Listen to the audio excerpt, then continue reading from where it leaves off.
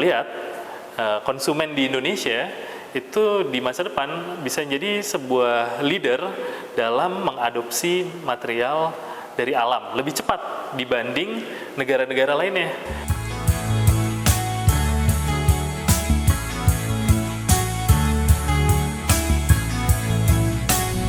Halo, saya Adi, CEO dan co-founder dari MYCL.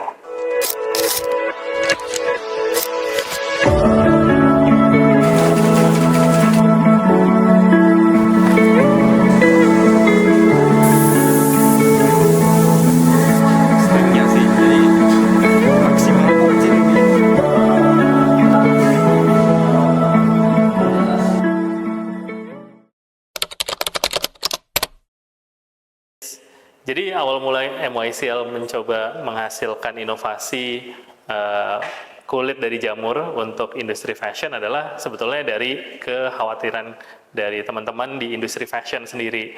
Karena ada beberapa teman-temanku juga punya usaha bikin sepatu, bikin tas kulit gitu ya.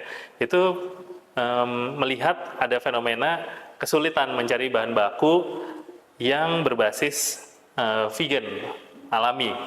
Nah, karena sekarang didominasi oleh hewan, dan ternyata ketika mereka mencari option yang ada, itu kebanyakan berasal dari sintetik atau plastik, dan ternyata itu tidak menyelesaikan masalah seutuhnya, masih ketergantungan dengan plastik. Nah, ketika itu kita melihat MYCL, tim dari MYCL ini, kita sedang melakukan riset di bidang jamur. Dan salah satu fenomena yang kita lihat waktu meriset adalah ternyata jamur ini bisa menghasilkan sebuah lembaran yang dapat menyerupai kulit tanpa harus menggunakan hewan dan juga tanpa harus menggunakan plastik. Kenapa MYCL memilih jamur sebagai sumber atau basis biomaterial kami? Karena kita melihat mushroom can save the world. Itu quotes dari Paul Stamets, mycologist dari US. Dan yang kedua, ternyata mycelium ini, kalau kita lihat strukturnya, dia sebetulnya unwoven fabric yang berasal dari selulosa. Dan menarik ya, untuk menumbuhkan lembaran dari jamur atau kulit jamur ini, kita hanya membutuhkan limbah pertanian, bahan bakunya. Yang dimana di Indonesia itu menghasilkan ratusan juta limbah pertanian setiap tahunnya. Dan kadang itu suka berakhir dibakar begitu saja dan menghasilkan polusi. Sehingga kita melihat satu feedstocknya murah, kedua dari segi kualitas atau performance dia menyerupai dengan kulit, dan yang ketiga, selama proses pengerjaannya tidak menggunakan harmful chemical seperti kromium yang suka digunakan oleh industri kulit, dan juga plastik yang berlebihan. Jadi kingdom jamur itu cukup banyak, mungkin spesies yang terbesar nomor 3 gitu. Dan dia cuma teridentifikasi hanya 1% dari jutaan dari jutaan ya jenis gitu. Dan MYCL sendiri kita juga dalam melakukan riset membuat kulit dari jamur ini, kita trial banyak jamur, dan ternyata kita mengkerucutkan menjadi satu jenis jamur, yaitu jamur yang mungkin kalau di Indonesia lebih umum dikenal untuk minum teh. Jadi jamur itu yang kita pakai. Namun karena kita juga memiliki material yang lain gitu ya. Setiap jamur memiliki karakteristiknya berbeda-beda. Ada yang dia lebih kuat, ada yang dia lebih bagus untuk digunakan sebagai komposit.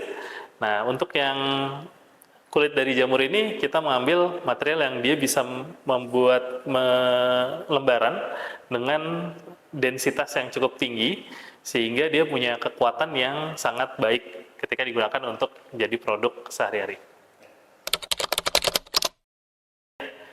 Jadi produk ini aman karena dari jenis jamurnya sendiri dia edible mushroom. Terus dari yang kedua adalah dari segi prosesnya tidak menggunakan heavy metal atau chromium. Karena biasanya yang terjadi di kulit hewan, dia menggunakan chemical yang cukup berlebihan di proses tanning. Sehingga banyak orang juga yang menggunakan kulit itu iritasi. Karena ada yang pakai strap jam jadi merah-merah gitu kan. Tapi karena kita tidak menggunakan heavy metals dan chromium, sehingga itu mengurangi resiko terjadinya iritasi di kulit. Ya. Untuk proses risetnya cukup, kita bilang lumayan panjang ya. Awalnya itu dari 2018 kita menemukan fenomena ini, tapi kita beranikan untuk tes validasi ke pasar itu di 2020. Dan itu hanya di fase lab. Tantangan berikutnya adalah dari lab menuju skala produksi. Ternyata itu ada gapnya lagi. Pas kita luncurkan pertama, orang heboh dan antusias tahun 2020 itu, sehingga banyak berdatangan order, tapi ternyata produksi kita tidak siap gitu. Dan ketika kita coba produksi dari 1 ke 100, ternyata itu tantangannya lebih banyak, kegagalannya lebih tinggi, konsistensinya juga tidak sama gitu ya. Dan itu membuat kita cukup frustasi awal ya. Tapi proses yang melibatkan customer dari awal, itu ternyata salah satu teknik juga untuk mempercepat inovasi. Karena kalau tidak ada customer feedback, yang tadinya ini harus diprediksi bisa 10 tahun baru selesai, ya ini bisa di-cut, bisa hanya 3-4 tahun sudah bisa ada hasilnya. Iya, pada awalnya produk ini cukup, kalau aku lihat dari historical sales, 80% itu di luar negeri. Tapi data paling terakhir tahun kemarin menunjukkan 50-50. Sudah mulai ya? Sudah mulai Indonesia 50%, 50% dari berbagai dunia. Sejauh ini sih kita sudah ada di 40 negara, sudah menjangkau 40 negara. Tapi juga kita melihat ternyata di Indonesia juga makin besar adopsinya. Mulai. Yes, jadi tantangannya memang ketika mengintroduce material ini ke pasar lokal, memang agak panjang gitu ya prosesnya, jadi nafas kita juga harus panjang, sehingga MOICL juga mempunyai strategi, yaudah kita fokus ke pasar-pasar yang lebih cepat adopsi material-material yang inovatif, dan juga mereka trendsetter, sehingga kita cukup aktif di negara Jepang. Jepang terkenal dengan negara yang sangat inovatif, dan yang kedua mereka juga trendsetter. Produk fashion pasti banyak yang lebih familiar orang Indonesia, dan bahkan orang Indonesia suka follow dari Jepang, sehingga kita cukup gencar melakukan aktivasi pasar di Jepang dalam rangka adalah mempercepat adopsi material ini ke konsumer. Jadi bagaimana cara MOICL memastikan bahwa produk ini berkelanjutan adalah di MOICL kita menerapkan atau menghitung greenhouse gas emission dari material ini, dari proses produksi material ini. Nah, kita ukur berapa energi listrik yang dihasilkan, berapa air yang dikeluarkan, berapa bensin yang keluar, gitu. Sehingga dari situ muncul keluar angka berapa CO2 yang kita hasilkan setiap senti produknya. Dari situ, dari data itu, kita bisa menjamin, oh material kita posisinya di mana? Apakah emisinya lebih jauh dari hewan atau lebih rendah? Saat ini posisinya adalah 50%. Awalnya kita menghitung posisinya masih 80% lebih rendah. Tapi sekarang makin lama makin 50%, dan kita estimasi ketika produksi semakin besar, semakin efisien, itu bisa 25-30% lebih rendah daripada kulit hewan, dan itu membuat kita juga menjadi lebih transparan, dan yang kedua, data itu kita jadikan untuk improvement di masa depan. Oh ternyata pakai AC jenis ini kurang efisien, oh pakai pengering jenis ini terlalu boros, sehingga ada iterasi untuk pengembangan biar energi consumption-nya lebih rendah di masa depan. Jadi memang usaha kami ini core strateginya adalah R&D. Produk inovatif ini mau nggak mau munculnya dari riset ya. Jadi Mailia itu salah satu produk hasil riset kita. Justru malah riset pertama kita adalah material bangunan dari jamur. Kemudian lanjut ke kulit dari jamur, dan yang paling terkini kita juga mengeksplor material baterai dari jamur. Jadi jamur ini sebagai platform teknologi dan turunannya itu bisa beragam. Jadi jamur ini nggak cuma buat makanan. MYCL sudah bisa mengunlock beberapa keluaran lainnya di masa depan untuk aplikasi yang bisa memecahkan masalah di industri. Yes, jadi di Indonesia ini masih sedikit knowledge based economy, masih kebanyakan commodity based economy. Kedepannya, aku berharap makin banyak perusahaan yang kayak MOICL yang menggunakan knowledge base. Jadi produk keluarannya itu adalah inovasi, bukan hanya sekedar manufacturing. Selama ini kita manufacturing. Tahun 2022, MOICL berhasil menggunakan inovasi ini untuk mengembangkan pasarnya ke Jepang tanpa harus ngeluarin duit besar. Jadi kita punya factory di Jepang, itu salah satu strateginya adalah melisensikan teknologi ini ke petani jamur yang ada di Jepang. Sehingga kita tidak perlu keluar uang lebih banyak gitu. Karena itu kelebihan dari knowledge based economy company.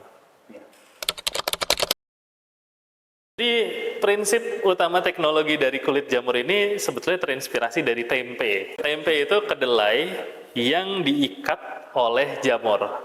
Jadi warna putih yang kita lihat di tempe itu adalah jamur, mycelium. Kalau jamur di permukaannya itu kita tumbuhkan lebih tebal, kita bisa mengekstraksinya dalam bentuk lembaran. Pertanyaannya adalah, jamur jenis apa yang harus kita ubah sehingga bisa menjadi lembaran? Dan yang kedua, substrat pengganti kedelai apa yang bisa meningkatkan pertumbuhan jamurnya atau myceliumnya? Jadi dua itu yang kita riset, sehingga si kulit dari jamur ini bisa tebal dan juga lebih kuat dibanding inspirasinya yaitu tempe. Betul. Jadi kita mencoba sebisa mungkin zero waste dari limbah padat yang dihasilkan. Kita masih ada sisa padatan tadi ya. Nah, setelah kita panen masih ada yang tersisa.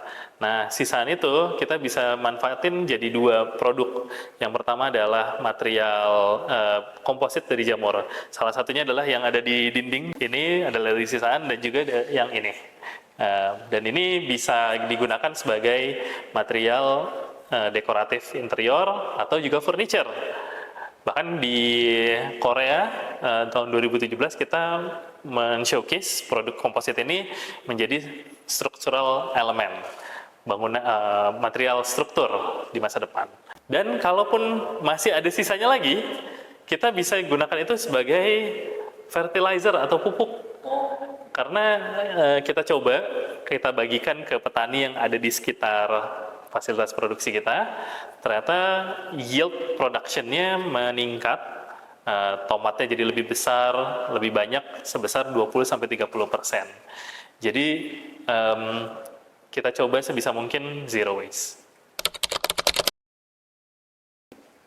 Yes, tantangan terbesar tentunya adalah ada dua tentunya. Yang pertama adalah memastikan harganya itu tetap kompetitif dengan material serupa, dan yang kedua adalah menjaga performance-nya sama dengan kulit pada umumnya. Dua itu yang memang jadi tantangan.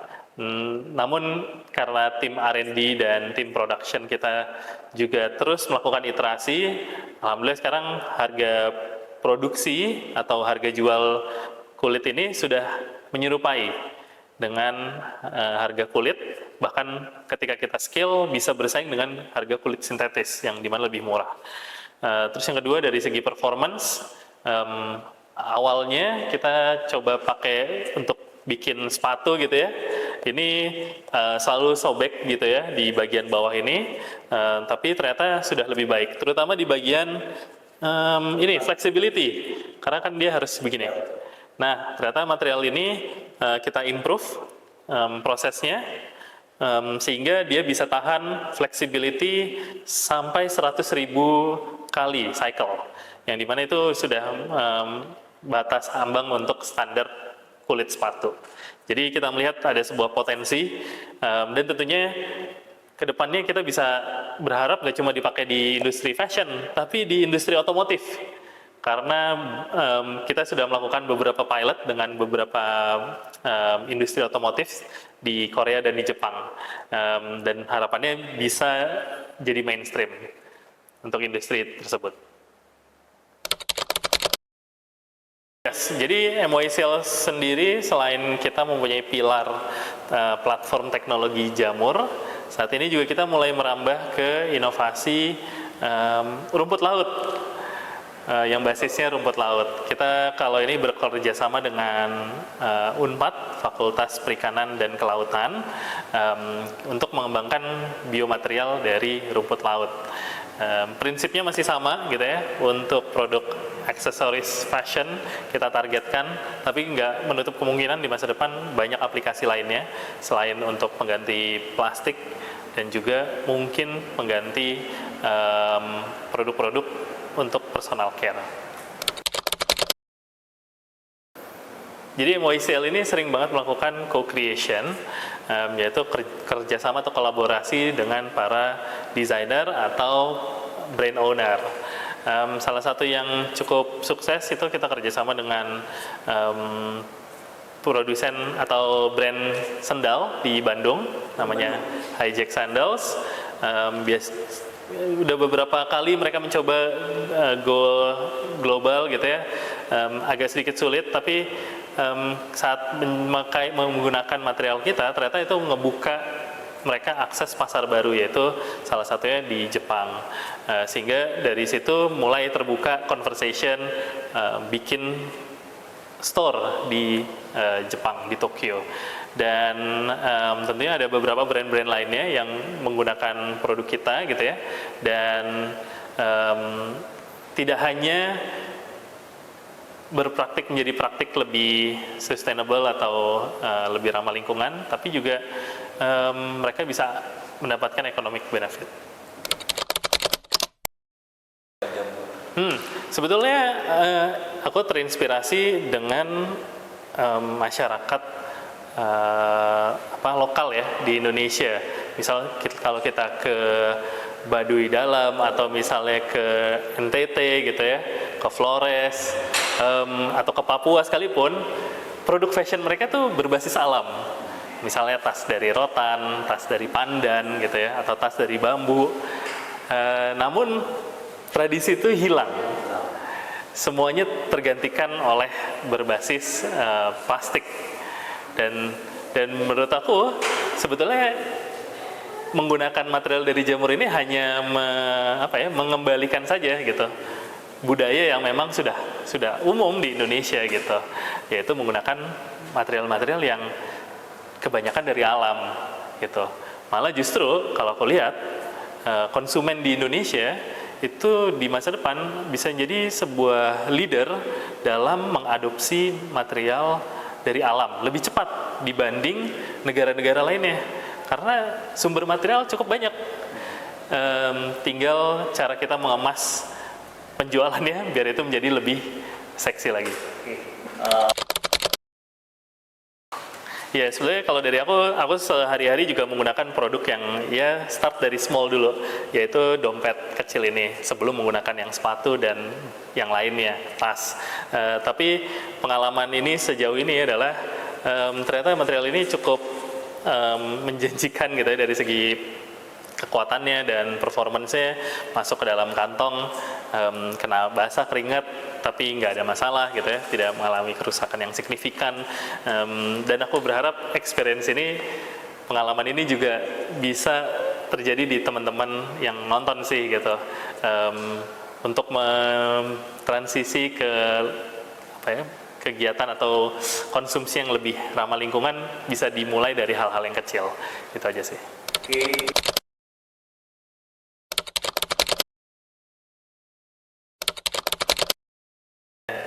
It's not leather, but better.